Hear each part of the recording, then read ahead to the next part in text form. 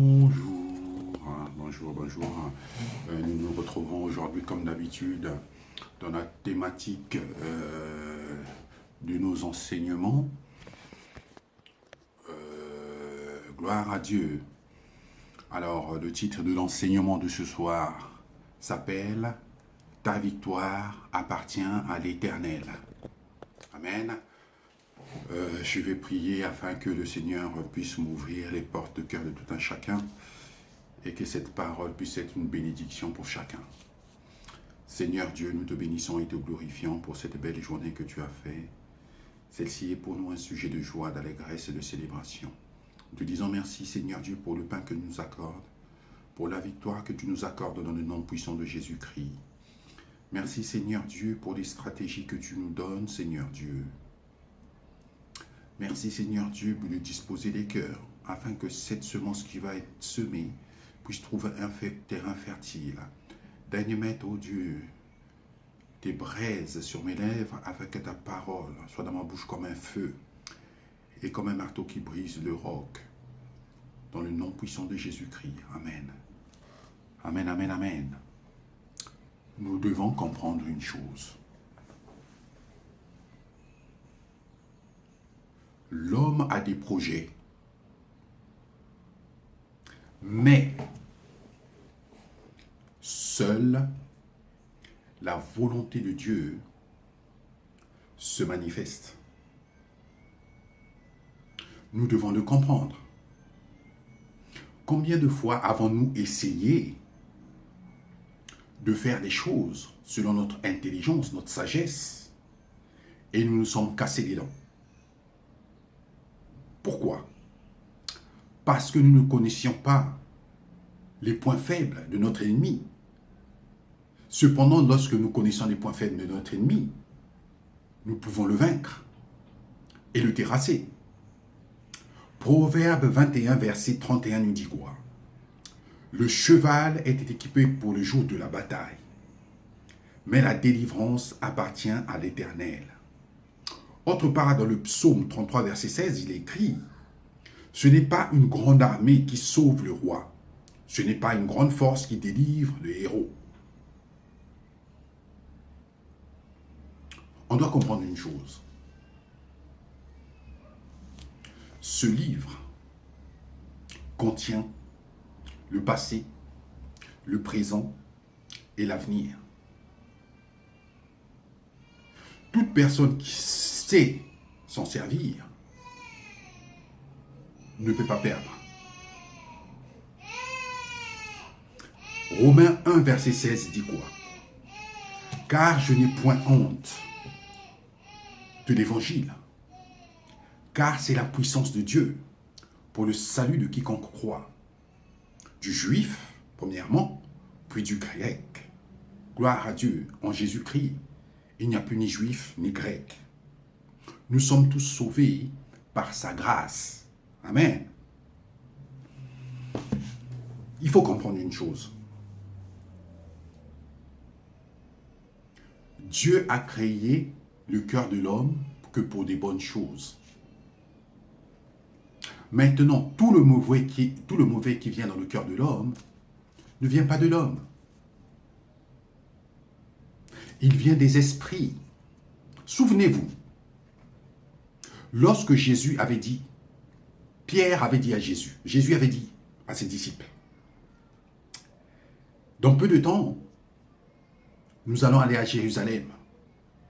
Et à Jérusalem s'accomplira ce que les Écritures disaient au sujet du Fils de l'homme. Il sera battu, crucifié et tué. Que dit Pierre à ce moment-là? Non, Seigneur. Il s'oppose à la volonté de Dieu.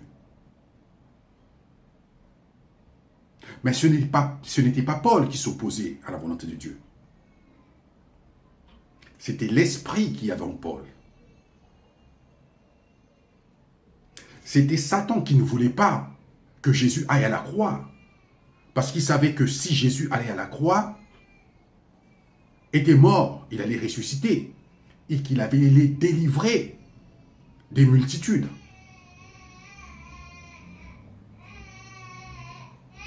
Et que dit Jésus à ce moment-là? Lorsque Pierre a tenu ses propos, il dit quoi? Il dit, arrière de moi Satan. Mais Jésus ne parlait pas à Pierre. Il parlait à l'esprit de Satan qui était en Pierre. Ainsi donc, comme le dit 2 Corinthiens 10, verset 4, car les armes avec lesquelles nous combattons ne sont pas charnelles, mais elles sont puissantes par la vertu de Dieu pour renverser toute forteresse. Le forteresse, ce sont ces démons qui s'opposent à ce que tu es, ton entreprise, que tu aies ta percée, que tu atteignes ton second niveau, que tu aies ta maison.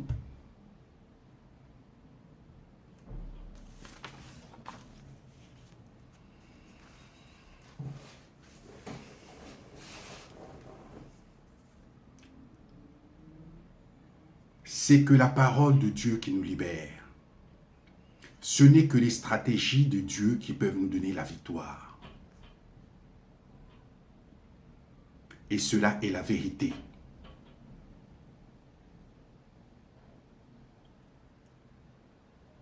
Nous devons comprendre une chose. La Bible dit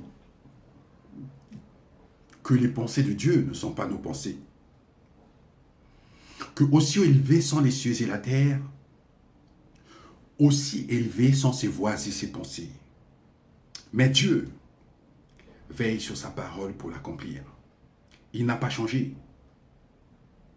Ce qu'il a fait avec Moïse à l'époque, avec Abraham, avec Israël, avec Joseph, il le fait encore aujourd'hui.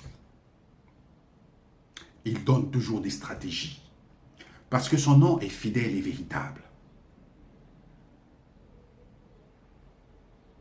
Il n'a pas changé.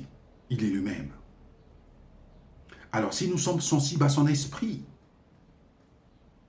si nous marchons par le Saint-Esprit, Dieu nous donnera des stratégies pour pouvoir avoir notre percée, pour pouvoir abattre toute forteresse qui s'élève devant nous. Je vais vous raconter un témoignage. Et ce témoignage, il est de moi. Je ne l'ai pas entendu. Vous savez, je travaille en mairie. Et il y a quelques années de cela, je travaillais avec le maire en direct. Je m'occupais de la sécurité du maire. Partout où il se déplaçait, j'organisais la sécurité. Quand il y avait conseil municipal, c'est moi qui organisais la sécurité avec un collègue. Quand il y avait le bureau municipal, c'est nous qui faisions appel aux prestataires pour qu'ils puissent être nourris et toutes ces choses-là qui assurent la sécurité. Quand il fallait aller déposer des dossiers confidentiels auprès du notaire à Paris, aux Champs-Élysées, c'est moi qui allais le faire avec un autre collègue parce que je suis assermenté. À cette époque-là, j'ai pu être une source de bénédiction pour plusieurs personnes. Parce que tous les élus, je les rencontre en direct. Quand quelqu'un avait un problème de logement, il venait me voir, j'en touchais un mot à l'élu. Le mois qui suivait, il avait un logement. À un moment donné, ce travail commençait à me lasser. Je commençais à m'ennuyer. Et j'ai dit à mon directeur de l'époque, Lionel, tu vois, je fais du bon boulot, mais là, j'arrive à saturation. J'ai besoin d'avoir un autre défi. Quelque chose qui puisse me motiver, me booster. Et il me dit, écoute, je vais en toucher un mot au directeur de cabinet et à tous les élus. S'ils sont d'accord, alors, je te descendrai au pool véhicule. C'est ce qu'il a fait. Le lendemain, on m'a donné la gestion du pool véhicule. Et le service du pool véhicule à gérer. Et des salles municipales dans la mairie. Et le contrôle d'accès et toutes ces choses-là. Du personnel. Le lendemain, J'étais rappelé encore au troisième. Le directeur de cabinet m'a dit, non, mais on ne peut pas se passer de vous, vous faites un bon boulot. J'ai dit au directeur de cabinet, vous savez, là actuellement, la lassitude s'est installée dans mon travail, j'ai besoin d'avoir d'autres défis. Si vous voulez que je puisse vous servir encore un jour, il faut me libérer. À contre-cœur, il me dit, ok, si c'est votre volonté de partir, changer de service, faites-le. Mais en tout cas, bon courage à vous. Merci pour le travail rendu. Finalement, le lendemain, je suis descendu au pool du véhicule. Et on était courant mars. Et après les vacances de printemps d'avril, mon directeur me propose quelque chose au service gestion de salle à l'extérieur de la mairie. Un bâtiment de 3 étages où il y avait une vingtaine d'agents. Il y avait une directrice, il me dit, écoute, il y a un peu de désordre sur le site. Je vais t'envoyer sur le site afin que tu sois mes yeux, que tu vois, que tu puisses un peu recadrer les gens qu'il y a là-bas. Introduire ton esprit dans ces gens-là, afin qu'ils renouvellent leur intelligence. Le premier jour où j'arrive sur le site, il y avait un gardien, il m'a détesté. Il ne faisait que saboter mon travail. Et vu que les agents qui avaient là-bas sur ce site savaient que je connaissais très bien les élus, et le gardien était alcoolique, ils m'ont dit, mais Urbain, comment peux-tu laisser faire ces choses-là, te faire traiter par un gardien et dire que tu peux dire un mot aux élus et il peut être en grave difficulté. Je leur ai répondu, vous savez, je suis chrétien né de nouveau et je ne peux pas agir dans la méchanceté. Qu'ils sachent une chose, s'il s'en prend à moi, il s'en prend au Dieu qui est avec moi. Peu de temps après, le fils d'HLM avait réservé plusieurs salles. En l'occurrence, ils avaient oublié une date. La dame se présente le matin à 8h30. Elle va voir le gardien et lui dit, oui, on a réservé une salle, machin et tout. Le gardien dit, écoutez, moi sur le planning, je n'ai pas. Maintenant, je peux vous mettre à disposition une salle. Il a été rangé la salle, il leur a mis la sono, tout ce qu'il fallait, bouilloire et toutes ces choses-là. Mais cependant, cette même dame a été faire un courrier au directeur de cabinet, disant que le gardien l'avait maltraité, l'avait insulté et toutes ces choses-là. Le gardien était en phase d'avoir des graves difficultés. Par la suite, la directrice m'en a informé, le directeur de cabinet m'a appelé pour me demander ce qui s'était passé. Sur le site, tout le monde me disait, écoute Urbain, tu as une occasion de te venger de lui. Dis un mot, dis qu'il est alcoolique, qu'il a une mauvaise attitude. Il aura un blâme ou peut-être qu'il sera, on le mutera ailleurs. Moi, je leur ai dit, je ne peux pas faire pareil. Je suis chrétien de nouveau. Je crains Dieu. Et j'applique les principes de Dieu dans ma vie. Finalement, j'ai dit au directeur de cabinet que moi, je n'ai pas trouvé de mots déplacés envers le gardien et toutes ces choses-là. Et finalement, le gardien a été maintenu sur le site. Après ce jour-là, le gardien éprouvait une grande crainte à mon égard. Ma voiture était tombée en panne, elle est en réparation. Le gardien avait un deuxième véhicule. Il s'était même permis de me prêter la voiture pour une durée illimitée, mettant même l'essence dedans. J'avais insisté que je pouvais mettre l'essence, mais il ne voulait rien savoir. Pour vous dire une chose, notre Dieu est le Dieu qui crée la terreur dans le camp de l'ennemi. C'est notre Dieu qui donne des stratégies. Amen. Et ces stratégies nous conduisent obligatoirement à la victoire. Nous allons lire le livre de Josué. Josué 1, versets 1 à 3. Il est écrit, après la mort de Moïse, le serviteur de l'Éternel, l'Éternel dit à Josué, fils de Nun, et assistant de Moïse, mon serviteur Moïse est mort. Mon serviteur Moïse est mort. Maintenant, lève-toi, passe le Jourdain avec ce peuple pour entrer dans le pays que je donne aux Israélites. Tout lieu que foulera la plante de votre pied, je vous le donne, comme je l'ai dit à Moïse. Et Josué 1, versets 5 à 7 nous dit quoi? Il nous dit, il est écrit, personne ne pourra te résister tant que tu vivras. Je serai avec toi comme j'étais avec Moïse. Je ne te délaisserai pas et je ne t'abandonnerai pas. Fortifie-toi et prends courage, car c'est toi qui mettras ce peuple en possession du pays que j'ai juré à leurs ancêtres de leur donner. Seulement fortifie-toi et aie bon courage en te conformant fidèlement à toute la loi de Moïse, mon serviteur, t'a prescrite. Ne t'en écarte ni à droite ni à gauche, afin de réussir où que tu ailles. Que ce livre de la loi ne s'éloigne pas de toi. Médite le jour et nuit pour agir avec fidélité, conformément à tout ce qui est écrit. Car c'est alors que tu auras du succès dans tes entreprises. C'est alors que tu réussiras. Ne t'ai-je pas ordonné? Fortifie-toi et prends courage. Ne sois pas effrayé ni épouvanté, car l'Éternel ton Dieu est avec toi où que tu ailles. Je voudrais te dire ce soir, fortifie-toi et prends courage. Médite ce livre de la loi jour et nuit, sans t'écarter ni à gauche ni à droite. Et aie bon courage en te conformant fidèlement à toute la loi que Moïse t'a prescrite.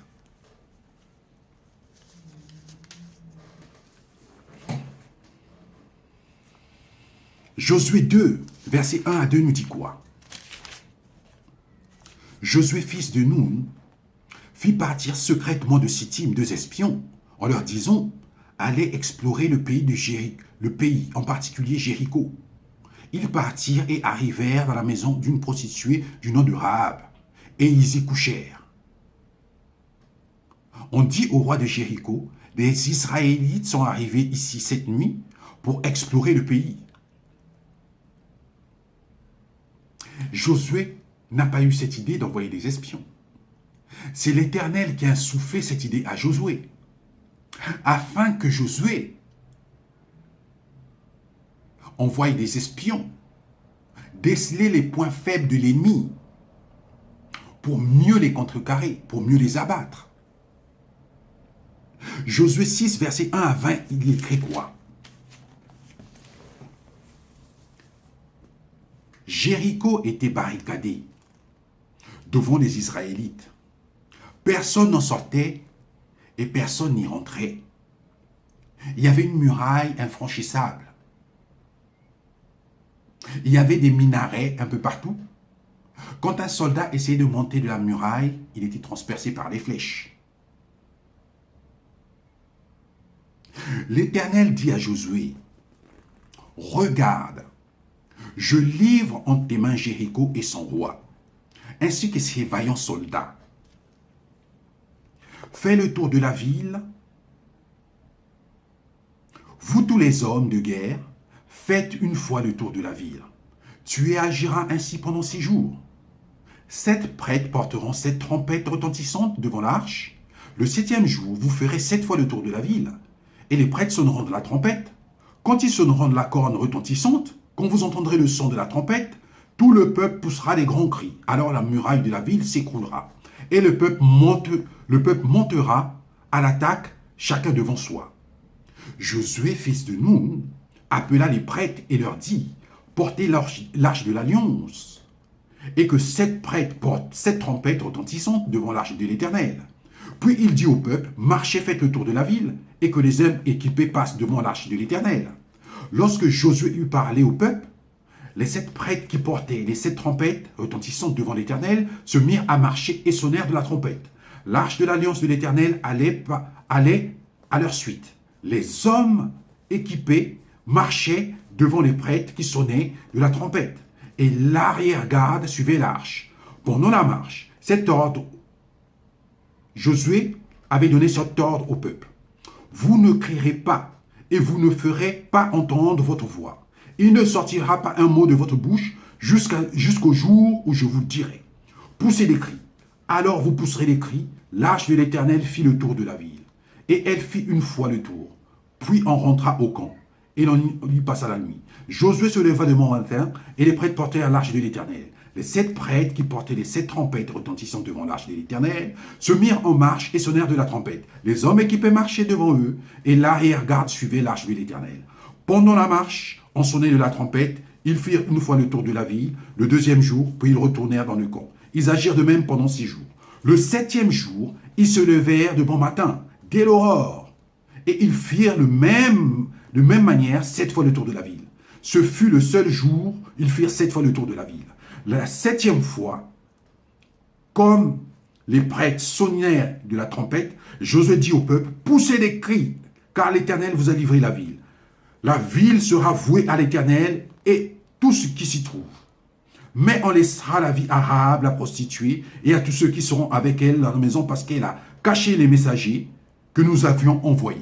Seulement gardez-vous de toucher à tout ce qui est voué à la destruction. Le peuple, au verset 20, le peuple poussa des cris des prêtres, sonnèrent de la trompette. Lorsque le peuple entendit le son de la trompette, il poussa des grands cris, et la muraille s'écroula.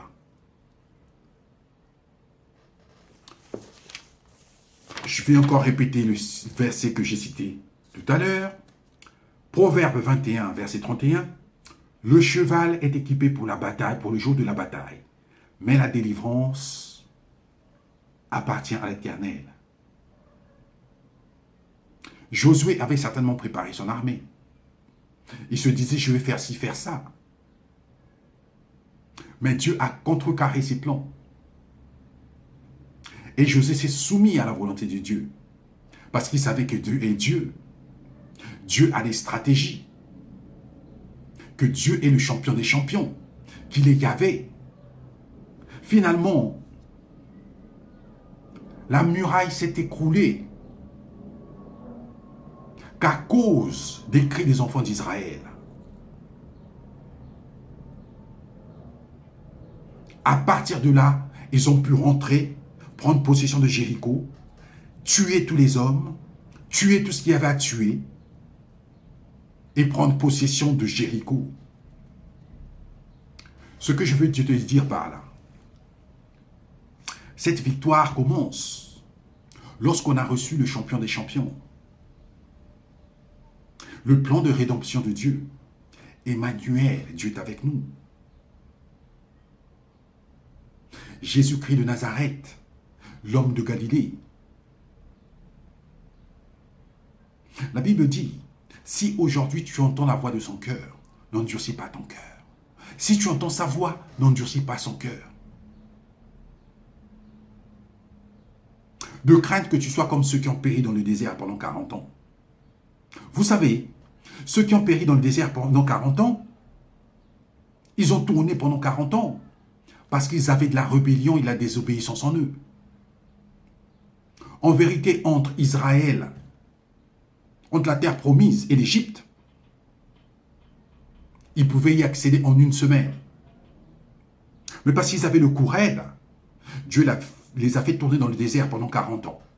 Jusqu'à ce que toute cette population qui était rebelle à Dieu soit décimée et qu'il puisse faire entrer une nouvelle génération dans la terre promise. Dieu nous a promis une terre promise. Et nous y rentrerons. Seulement si nous n'avons pas le cou raide. Ce plan de victoire commence par recevoir Jésus. Vous pouvez le faire dès aujourd'hui chez vous. La Bible dit que c'est en croyant du cœur et en confessant de la bouche que l'on parvient au salut. Aujourd'hui, le salut peut rentrer chez vous. De votre maison, là où vous êtes, vous pouvez dire, Seigneur Dieu, je te remercie parce qu'aujourd'hui, tu fixes un nouveau jour pour moi. Merci Seigneur Dieu parce que j'ai entendu ta voix et j'ai couru vers toi. Je te demande pardon là où j'ai péché contre toi. C'était par ignorance. Je te remercie parce qu'aujourd'hui, tu écris mon nom dans ton livre de vie. Je te suivrai tous les jours de ma vie. Fais de moi ce que tu voudras. Les choses anciennes sont passées. Et voici, toutes choses deviennent nouvelles. Je te remercie, Seigneur, Parce qu'aujourd'hui, je suis sauvé. Par la suite, vous irez dans une vraie église, où on prêche de tout. Vous recevrez le Saint-Esprit. Vous grandirez en sagesse et en stature devant Dieu et devant les hommes. Et vous pourrez rentrer dans votre plan de victoire. Je vous remercie. Que Dieu vous bénisse. Excellente semaine et à bientôt.